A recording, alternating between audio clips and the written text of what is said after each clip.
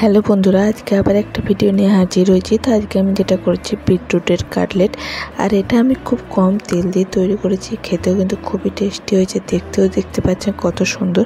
তো কিভাবে আমি এই বিটরুটের কাটলেটটা তৈরি করছি সেটা আপনাদের সঙ্গে শেয়ার করব। আর খুব কম টাইমের মধ্যে এই বিটরুটের কাটলেটটা তৈরি হয়েছে।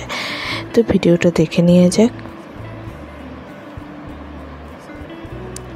তো প্রথমে আমি গ্যাসের মধ্যে একটা ফ্রাই প্যান চাপিয়ে তাতে দেবো 2 চামচ তেল। তেলটা গরম হয়ে গেলে তাতে দেবো 1 টিস্পুনের মতন গোটা জিরেটাকে আমি 1 মিনিটের মতন একটু ভেজে নেব। তারপর এতে আমি দেবো 1 চামচ আদা বাটা আর একটা কাঁচা লঙ্কা, যেটা ছোটো ছোটো করে কেটে নিয়েছি। আর দেবো 1 টিস্পুনের মতো জিরে পাউডার, ধনে পাউডার আর রেড চিলি পাউডার আর কাশ্মীরি চিলি পাউডার। এগুলো আমি 1 টিস্পুন করে দিয়ে মশলাটাকেও 1 থেকে 2 মিনিট মিডিয়াম টু লো ফ্লেমে ভেজে নেব। তারপর এতে দেবো 1 টিস্পুন হলুদের পাউডার, যেটা আমি আগে দিইনি, সেটা দিয়ে আরও একটু ভেজে নেব মশলাগুলোকে।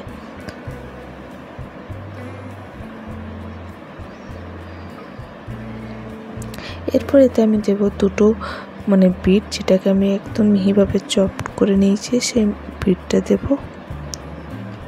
আর দেবো 2টো মিডিয়াম সাইজের আলু, যেটা আমি সেদ্ধ করে নিয়েছি, দিয়ে ম্যাশ করে নিয়েছি, সেই আলুটা দিয়ে দেবো। আর দেবো 1 টিস্পুনের মতো লবণ। দিয়ে ভালো করে এটা বিটরুট, আলু আর মশলাটা একসঙ্গে মিশিয়ে নিয়ে একেবারে যে বিটরুটের যে জলটা শুকিয়ে নিতে হবে।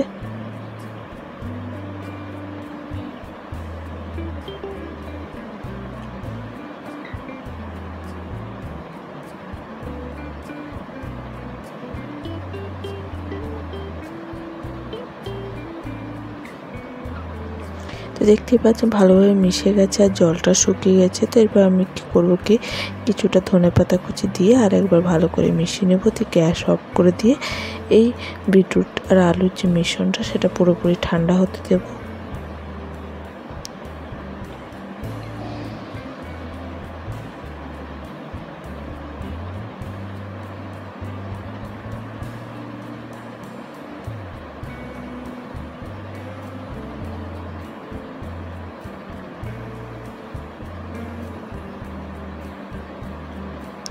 অন্যদিকে একটা বাটিতে নেব 2 চামচ ময়দা, তাতে দেবো 1 টিস্পুন লবণ আর বেশ কিছুটা জল দিয়ে এটা একটা ময়দার ঘোল তৈরি করে নেব।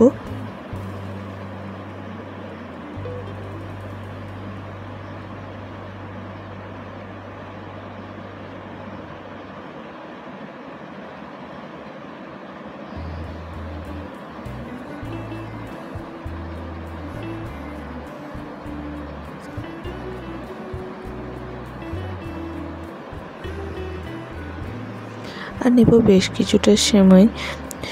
আমরা সাধারণত অনেক কিছু পায়েস টায়েস করে থাকি, সেই সেমাইটা নেব। জাস্ট এটা দেখতে ভালো লাগবে, কাটলেটটা সাজানোর জন্য নিয়েছি। তো এবার অন্যদিকে যে বিটরুটের কাটলেটটা ঠান্ডা হয়ে গেছে, এবার তাতে দেবো 1 চামচ চালের গুঁড়োটা দিলে বিটরুটের কাটলেটটা ক্রিস্পি হবে। আর যদি সামান্য জল থেকে থাকে সেটাও এই চালের গুঁড়ো টেনে নেবে, সেই জন্য 1 চামচ আমি চালের গুঁড়ো দিয়েছি। দিয়ে ভালো করে আরেকবার মেখে নেব।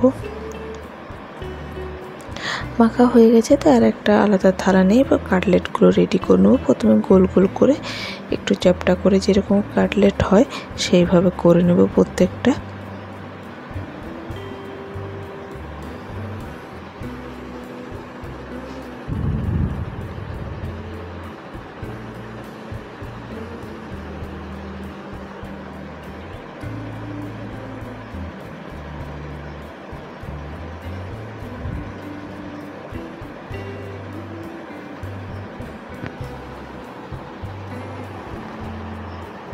তো কাটলেটগুলো হয়ে গেছে। তো এবার কাটলেটগুলোকে একদম পুরোপুরি ভাজার জন্য তৈরি করে নিতে হবে। তো কাটলেটটা আমি ময়দার ঘোলে ভিজিয়ে দিয়ে সেমাইয়ের উপর দিয়ে দেবো।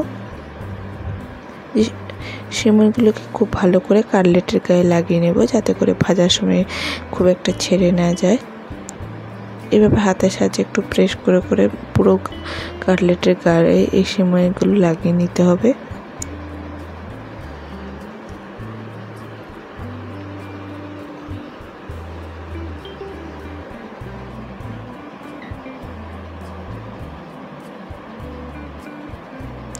এইভাবে প্রত্যেকটা কাটলেট আমি করে নেব।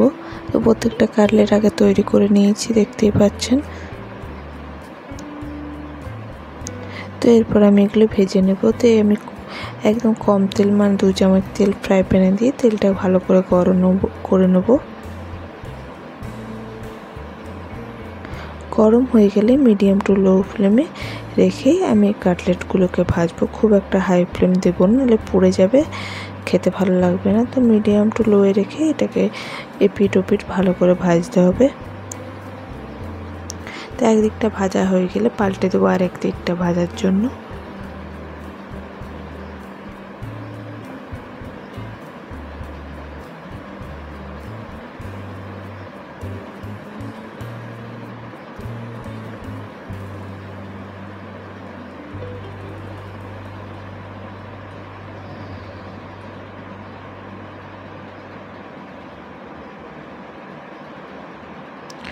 তো দেখতেই পাচ্ছেন বিটরুট কাটলেটটা কিন্তু একদম হয়ে গেছে। এটা খেতে কিন্তু খুবই টেস্টি হয়।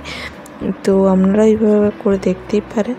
তো আমার ভিডিও ভালো হলে অবশ্যই লাইক, শেয়ার এবং সাবস্ক্রাইব করতে ভুলবেন না। তো ভিডিওটা আমি এখানেই শেষ করছি। নমস্কার।